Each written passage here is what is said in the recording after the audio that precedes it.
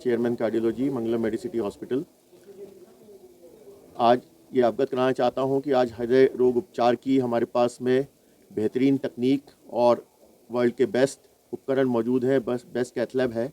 और जहाँ तक उपचार के तरीक़ों का सवाल है, हम बेस्ट से बेस्ट एंजियोप्लास्टी, जिसे कॉम्प्लेक्स एंजियोप्लास्टी कहते हैं, कैल्सीफाइड ब्लॉक्स होते हैं, टोटल 100% ब्लॉक्स होते हैं, उनको भी हम विशेष तकनीक्स जैसे रोटाब्लेशन, रोटा प्रो है मशीन, लेज़र एंजियोप्लास्टी, साथ ही उपकरणों का उपयोग जैसे आईवर्स, रोटा, उसके साथ ओसीटी और स्पेशल टेक्निक से हम एंजियोप्लास्टी द्वारा जटिल से जटिल ब्लॉक खोल सकते हैं। इसके साथ ही जो हमारी एक टीम है, टीम के द्वारा कॉम्प्लेक्स के साथ में प्राइमरी एंजियोप्लास्टी इमरजेंसी केसेस में भी सफलता रेट दिन पर दिन बढ़ती गई है, क्योंकि हमारे पास टाइम बहुत इंपॉर्टेंट होता है और टाइम से हमारे पास में मल्टी स्पेशलिटी टीम है जो हमारे पास तुरंत हम door to balloon time like 90 to 120 minutes में हम कॉम्प्लेक्स से कॉम्प्लेक्स एंजियोप्लास्टी और इवन इमरजेंसी एंजियोप्लास्टी चाहे रात के 2 बज रहे हों, हम उसके लिए तैयार हैं। 24/7 बेस्ट फैसिलिटीज़ हम अवेलेबल करा सकते हैं, जिससे कि पेशेंट्स की आने वाली इमरजेंसी, हार्ट अटैक और साथ में हार्ट की जो जटिल समस्याएं होती हैं, हार्ट फेलियर, बीपी कम होना, शॉक के पेशेंट्स,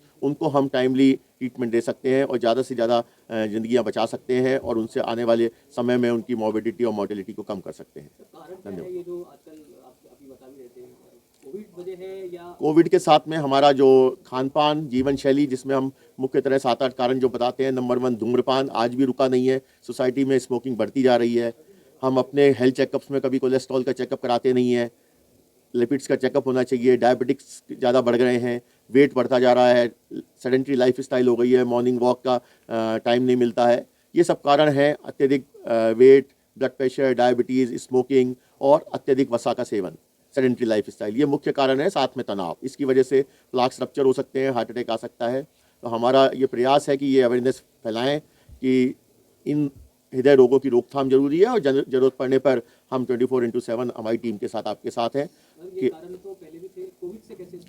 कोविड से जरूरी है कि कोविड की वजह से because of the post viral status, thrombogenic status बन गया था। वायरल इन्फेक्शन 1 से 2 साल तक जब सब में हुआ था, सबको हुआ था, उससे थ्रोम्बोजेनिक स्टेटस मतलब क्लॉट बनने की जो स्थिति है वो ज़्यादा पाई गई है। जो हमारे प्लेटलेट्स होते हैं उनमें क्लॉटिंग की ज़्यादा टेंडेंसी हो गई है, इम्यूनिटी अफेक्टेड रही थी और इम्यूनोलॉजिकल रिएक्शन थी पोस्ट वायरल। वो आने वाले पोस्ट कोविड 1-2 सालों में हार्ट अटैक की समस्याओं को बढ़ा दिया गया है, बिकॉज बढ़ गई है। जिनके प्री एग्जिस्टिंग डिजीज़ थी, डायबिटिक थे, पुरानी कोरोनरी आर्टरी डिजीज़ थी, उनमें क्लॉटिंग की दर बढ़ गई है और सडन हार्ट अटैक के केसेस ज़्यादा देखने को पाए गए हैं। कार्डियोलॉजिस्ट, आप क्या एडवाइस करेंगे कि जब हम एक ऐसा केस देखते हैं ऑन रोड या इन डेली लाइफ, तो सबसे पहले क्या चीज़ करनी चाहिए एक इंसान को? मोस्ट इंपॉर्टेंट थिंग है, सबसे पहले सिम्टम को पहचानें। कोई भी हार्ट से संबंधित जलन जरूरी नहीं है लेफ्ट साइड में हो, सीने के बीच के हिस्से में किसी भी तरीके का भारीपन, जलन, उसको गैस नहीं माने। चाहे रात के 2 बज रहे हो, सबसे पहले ईसीजी कराएं। और अगर चेस्ट पेन की वजह से कोई पेशेंट गिर गया है, उसका बीपी फॉल हो गया है, तो उसकी नब्ज अगर महसूस कर सकते हो ठीक है, नहीं तो उसके लेग्स को ऊपर उठा दें, जिससे थोड़ा सर्कुलेशन कम बेटर हो जाए, वो थोड़ा होश में आ जाए और उसको लेटे हुए अवस्था में ही लेटे रहने दें। उसको चला के ऑटो में या कार में नहीं लेके जाएं, तुरंत कोई एम्बुलेंस या हेल्प, कोई कार का व्यवस्था करें और नियरेस्ट सेंटर पर लेके जाएं, जहाँ उसकी ईसीजी करी जा सके और डॉक्टर की सलाह के अनुसार उसको एक अच्छे कार्डियक सेंटर पर जरूरत पड़े तो एंजियोग्राफी, एंजियोप्लास्टी कराएं।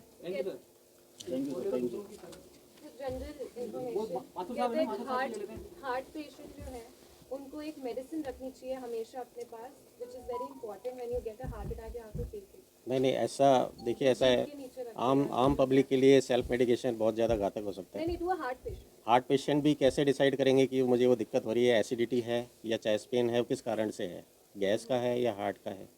सबसे अगर आपको दिक्कत है, आपको एंजाइना हो रहा है, 2 बातें हैं कि एक नोन केस है हार्ट का, इसमें अगर कुछ पेशेंट ऐसे होते हैं जो थोड़ा सा चलते हैं उनको दर्द आता है, बैठते हैं आराम आ जाता है। इस तरह केसेस में एक सॉर्बिटेट की गोली उनको दी जाती है, जो डॉक्टर द्वारा ही प्रिस्क्राइब होनी चाहिए कि वो जीभ के नीचे रखें, रेस्ट करें, 5 मिनट में आराम आ जाएगा। या फिर एकदम से घरों में एकदम से किसी को चेस्ट पेन होता है, ख़ासतौर से बीच में ही होता है, तो एक च्यूएबल एस्प्रिन आती है जो 300 मिलीग्राम, 325 मिलीग्राम की डिस्प्रिन की गोली आती है, उसको आप तुरंत मुंह में लेके चबा लें। और उसके बाद सबसे पहला ये काम यही करें कि अपने सबसे नियरेस्ट जो फिजिशियन या डॉक्टर है उससे संपर्क करें। किसी भी तरह का सेल्फ मेडिकेशन या कि मैंने दवाई ले ली मैं ठीक हो जाऊंगा, ये घातक हो सकता है। बस ये 2 ही दवाइयाँ हैं जो सर्टेन, अगर आप पूरी तरह से पता है आपको कि मेरी प्रॉब्लम ये है तो मैं ये दवाई लूँगा, मुझे आराम आ जाएगा और डॉक्टर द्वारा प्रिस्क्राइब्ड है, तो ही आप लें, वरना डॉक्टर की सलाह से ही कोई दवाई लें। और सर आजकल जो साइलेंट अटैक केसेस जो आ रहे हैं वो काफ़ी आ रहे हैं, तो उसका क्या रीज़न होता है और क्या उसको कैसे उसको बेटर किया जा सकता है, फिर how do you treat it?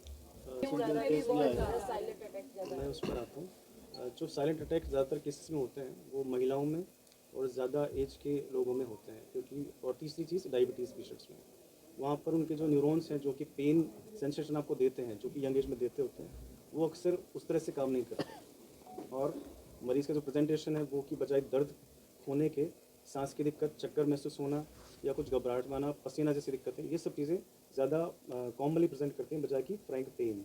सो ऐसे में इस चीज़ को हम साइलेंट अटैक एक टर्मिनोलॉजी देते हैं।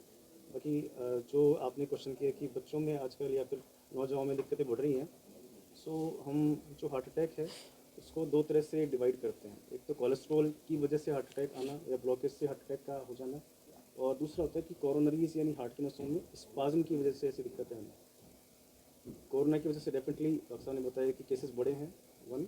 दूसरा, अचानक से जो स्पाज्म यानी कोरोनरी अचानक से सिकुड़ जाती है, बंद हो जाती है, वो कुछ जन्मजात केसेस हो सकते हैं। कोरोनरी आर्टरीज़ की एनोमलीज हो सकती हैं, जहाँ पे कोरोनरीज कुछ बचपन से ही इस तरह से थी कि एक टाइम बाद में उनमें सिकुड़न बढ़ी और मरीज़ को दिक्कतें होने लगी। ये जो रेयर केसेस हम देख रहे हैं कहीं ना कहीं उसी का कॉन्सिक्वेंस है।